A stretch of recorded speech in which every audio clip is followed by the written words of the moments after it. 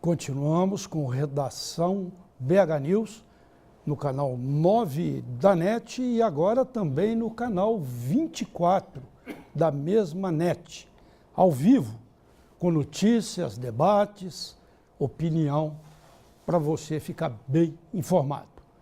E a Polícia Federal acusa a Samarco, que pertence às mineradoras Vale e à multinacional BHP, de ampliar a barragem de Fundão, em Mariana, bem acima do ideal. O alteamento que era feito na época do rompimento chegaria a 15 metros em um ano. As informações estão em um relatório da Polícia Federal. O estudo mostra que o alteamento em represas, como a de Fundão, deveria ser de 5 a 10 metros por ano.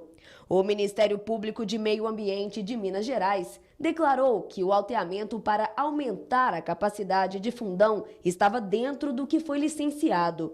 Mas os promotores dizem que a Samarco não respeitou as boas práticas internacionais e nem ao que estava previsto no projeto inicial. Olha aí, o governo de Minas e várias prefeituras estão pedindo inicialmente uma indenização de 1 bilhão e 200 milhões de reais à Samarco. Outros 20 bilhões de reais estão sendo pedidos pelas vítimas, e são muitas as vítimas deste desastre ecológico, ambiental, que jogou lama não só no Rio Doce, mas até ao mar, um dos maiores desastres ecológicos, ambientais da história do país. E isso é pouco, hein? Ainda vem mais processos por aí. As operações específicas de combate à mistura de bebidas alcoólicas e direção, representada pela campanha Sou pela Vida, Dirijo Sem Bebida, perderam, infelizmente, força em Belo Horizonte. Em janeiro deste ano, elas diminuíram 70% em relação ao mesmo mês de 2014, na gestão estadual anterior.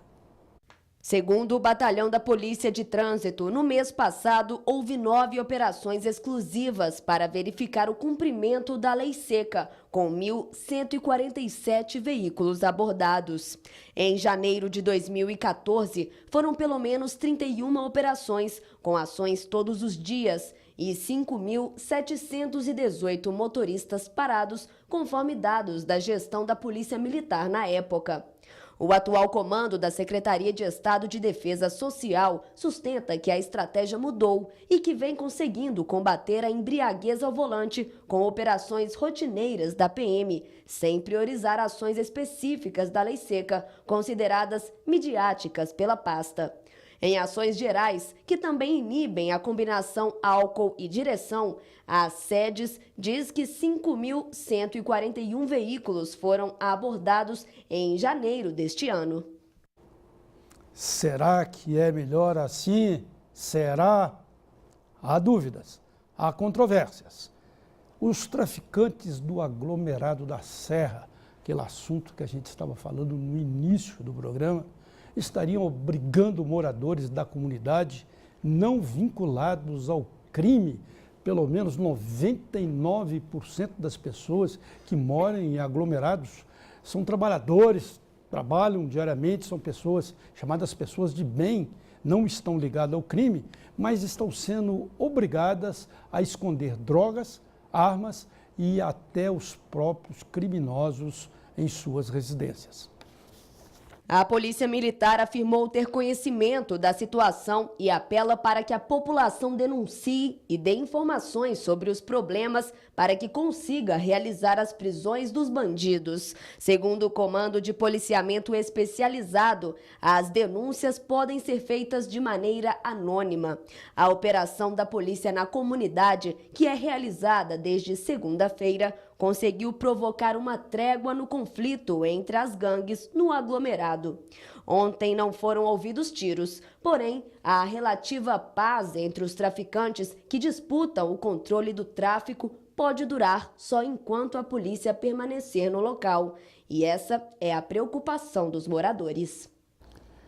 Estamos aqui ao vivo, 18h55, falando sobre segurança, ou como muitas vezes eu falo, insegurança pública aqui em Minas Gerais. Esta semana nós falamos aqui da insatisfação dos profissionais de segurança pública e noticiamos quase que diariamente a guerra instalada no aglomerado da Serra. Esse e outros temas são assuntos para tratar com o Coronel Alberto Luiz, que é o especialista em segurança pública que ajuda a gente aqui no Redação BH News com suas informações. Coronel, boa noite, prazer em recebê-lo aqui, tudo bem? Boa noite, Carlos, satisfação é toda minha retornar aqui com você para prestar alguns esclarecimentos. Nós demos umas férias para o especialista em segurança pública, foi muito bom. Mas agora vamos voltar ao trabalho e começar a falar sobre isso, né? Durante o governo Eduardo Azeredo houve uma manifestação muito forte da PM, até com uma morte, que acabou, inclusive, para dizer a verdade, com aquele governo de Eduardo Azeredo. E agora, nós temos isso, foi há mais de talvez 15 anos, por aí, foi 2004, né? Não, foi 97. 97. Em 2004 houve outra. Houve uma outra manifestação dos policiais. Durante o governo Aécio Neves.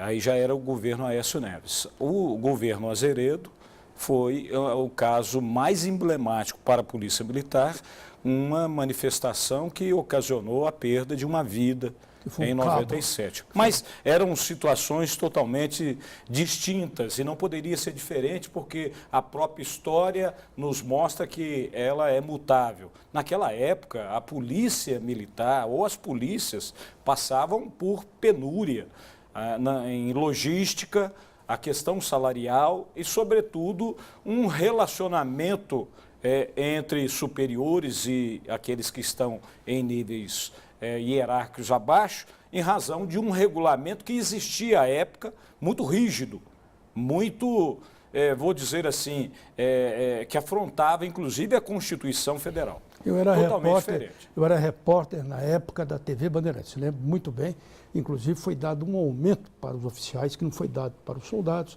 eclodindo todo aquele movimento, mas eu quero voltar para hoje. Hoje, novamente, a exemplo de 97 e 2004, estão nascendo movimentações unindo a PM, a Polícia Civil, os bombeiros. E, novamente, a questão seria de insatisfação salarial? Eu sempre atribuo a essas questões a falta de diálogo e sensibilidade por quem governa. É importante, como funcionário público, estabelecer o mesmo diálogo que acontece por ocasião de campanha eleitoral. Então, nós entendemos da área de segurança pública que vive-se uma crise econômica, mas não é em razão disto que um salário de um trabalhador ele possa ser atrasado ou mesmo parcelado. Todo mundo sabe que no início do ano há muitas contas a pagar, há muitas muitas responsabilidades, contas escolares. Isso. E o que aconteceu na virada do ano foi justamente que o funcionalismo público, não só aqueles da área de segurança, mas de todos os setores, foram pegos de surpresa com a notícia de que haveria um atraso salarial, porque já foi conquistado a duras penas, há mais de 12 anos, o funcionário público receber no 5º dia útil de cada mês. Então, nós recebemos, já na virada do ano, o presente de que nós iríamos receber 15 dias após, né, aí as contas atrasam, matrículas escolares, há pessoas que têm contas a pagar, uma casa que comprou, um veículo que adquiriu, um bem ou mesmo um empréstimo. Olha, não cabe falar que problema do funcionário público, não, o trabalhador trabalha para obter bens, para obter qualidade de vida, para, inclusive, honrar com suas obrigações. Um juro que ele vai pagar em razão de um atraso salarial representa muito no salário dele, que seja R$200, R$300. E esse parcelamento adotado pelo governo do estado pega praticamente todo mundo, porque um PM ganha hoje 4 mil e tanto. É a partir de R$3.000 o parcelamento e também a parte da Polícia Civil também é toda envolvida, como dos bombeiros. Né? Sim, toda a área... Não deve haver quase exceção, né? Toda a área da segurança pública será afetada. Sim. Então, eu sem distinção. Sem distinção. Eu estou incluindo delegados, investigadores, policiais militares, bombeiros, agentes penitenciários, socioeducativos, todos serão afetados. Da ativa e quem é aposentado. Eu me estarreço muito quando o cientista político fala que quem é aposentado não presta para nada na sociedade. Ele deve ter caído do berço quando era bebê e bateu a cabeça. Foi o Fernando Henrique Cardoso que disse que aposentado é um vagabundo. Pois então, um sociólogo que nos estarrece muito com um posicionamento desse. Né? Ele é aposentado. O ex-presidente FHC. Várias aposentadorias. Várias aposentadorias. Então, pimenta nos olhos dos outros é refresco. Sem saber que, ou sem levar em consideração, que quem está aposentado hoje fez muito pela sociedade ontem. E outros que estão hoje vão se aposentar. Então, temos que ter justiça social. Sem dúvida, coronel. Pulando aí para outro assunto, essa guerra, como está sendo apontada lá no aglomerado da Serra. E agora acontecendo isso, né? Os marginais, há essa acusação de os marginais estarem utilizando as residências das pessoas que moram no aglomerado, a grande maioria formada por trabalhadores, estão usando as residências para guardar drogas e muitas vezes até para obrigar o morador a escondê-lo. Esse é um grande problema. Apesar de dizer para vocês que nos assistem que em Minas Gerais a polícia nunca foi impedida e nunca deixou de subir em nenhum aglomerado ou entrar em qualquer lugar no estado de Minas. Mas o aglomerado da Serra, formado por aproximadamente 8 vilas, com uma população em torno de 46 mil pessoas, é um grande desafio desenvolver segurança, porque a presença do Estado ali, ela se dá muitas das vezes, num percentual considerável, com a presença da polícia. E, na verdade, o Estado não pode ser apenas visto na presença de uma ação repressiva, reativa como esta.